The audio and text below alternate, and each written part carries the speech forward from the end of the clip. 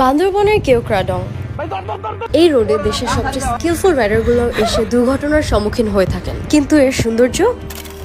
আমি একজন Bangladeshi R15M rider and পাহাড় ঘুরতে আমার অনেক ভালো লাগে। কেওক্রাডং এর রাস্তাটাকে কিন্তু বাংলাদেশের পিচ ঢালাই দেওয়া সবচেয়ে কঠিন মোটরেবল রোড বলা হয়। যদিও এর 0 কিলোমিটার হলো বাংলাদেশের সেকেন্ড হাইয়েস্ট ডেস্টিনেশন মাউন্টেন্স এর মধ্যে, বাট ইটস বিউটিফুল। এখানে ওয়েদার চেঞ্জ হয় সেকেন্ডসে, কখনো হেভি রেইন, কখনো colour of the hills rainbow and কখনো একদম ঘন মেঘ।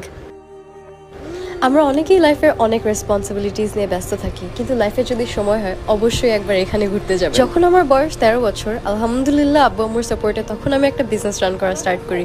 এখন তার পাশাপাশি জবও করি, কিন্তু এই বিজি সময়টার মধ্যে দিয়ে এরকম ভাবে পাহাড়ে এসে ঘোরার কিন্তু মজাটাই আলাদা। একদম মনে হয় যেমন একটা রিফ্রেশমেন্ট হয়ে যায়। কিন্তু এই রোডগুলোতে আসতে গেলে অবশ্যই অনেক এক্সপিরিয়েন্স থাকা লাগবে অ্যান্ড সাবধানতা অবলম্বন করেই আসতে হবে। এই রাস্তাগুলোর মধ্যে মেজর অ্যাক্সিডেন্টসের রিজন হয় হচ্ছে যেহেতু অনেক খাড়া আপহিল অ্যান্ড ডাউন হিলের মধ্যে 1-2 গিয়ারে অনেক সময় বাইক চালানো লাগে, হঠাৎ করে সেটা নিউট্রাল হয়ে যায় অ্যান্ড দেন তখন নিয়ন্ত্রণ হারায় যায় অ্যান্ড দেন বাইকটাকে কন্ট্রোলে রাখা যায় না। আর কেউ যদি ব্রেক ধরার ট্রাই করে অনেক সময় ব্রেকও ফেল হয়ে যায়। তো এগুলো নিয়ে রিসার্চ করে স্টাডিজ করে অবশ্যই ফুললি গিয়ার্ড আপ হয়েই আসবেন, বিকজ এটা অনেক রিস্কি একটা জায়গা, বাট যে ভিউটা উঠার পরে দেখা যায় ইটস ওয়ার্থ ইট।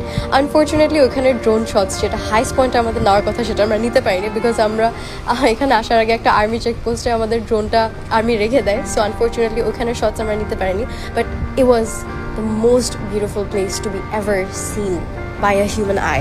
আলহামদুলিল্লাহ আল্লাহর রহমতে আমাদের কোনো ধরনের প্রবলেমস বা অ্যাক্সিডেন্টস হয়নি অ্যান্ড আমরা একদম প্রপার একটা টাইমে এসেছি যখন সানসেট হচ্ছিল। সো আমরা প্রপার একটা ভিউজ পাচ্ছিলাম অ্যান্ড বগালেক থেকে কেওক্রাডং কিন্তু অ্যাবাউট 5 কিলোমিটার, বাট যেই 5 কিলোমিটার রোডটা পাবেন এত বেশি পরিষ্কার, এত বেশি সুন্দর, এত আপ হিলস, এত down hills, it's beautiful. I wish আমরা ড্রোনটা নিয়ে আসতে পারতাম অ্যান্ড আপনাদেরকে ক্লিয়ারলি দেখাতে পারতাম।